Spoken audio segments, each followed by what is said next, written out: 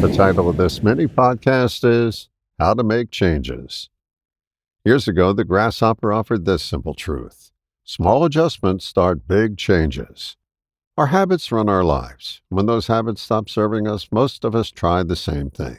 We attempt a total overhaul. We decide to become a completely different person overnight. That almost never works. It's like trying to eat a whole cow at once. Real change usually doesn't come through some dramatic reinvention. It comes through small adjustments repeated over time. Take dancing, for example. Let's say you have no rhythm whatsoever. I can relate. You take lessons hoping to become the next winner on Dancing with the Stars. Chances are that's not happening. Maybe that was never the point. Maybe the goal isn't becoming a great dancer.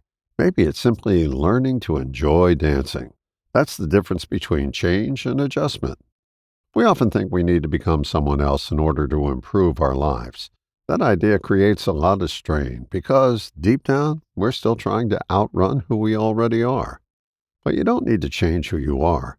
You just need to adjust what you do. Your routines are what keep you stuck, not you. And here's the interesting part. You don't even have to start with the big behavior you want to fix. Any small adjustment to an automatic routine can create a ripple effect. Start noticing the things you do without thinking, then slightly change one of them. Maybe instead of automatically checking your phone, you pause for a moment. Maybe you take a different route home.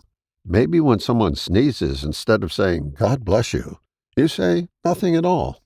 Or my favorite, what do you say when God sneezes? Small shifts wake you up from autopilot. And once you begin noticing your routines, you start seeing yourself from a whole different angle, more like an observer than a prisoner of habit.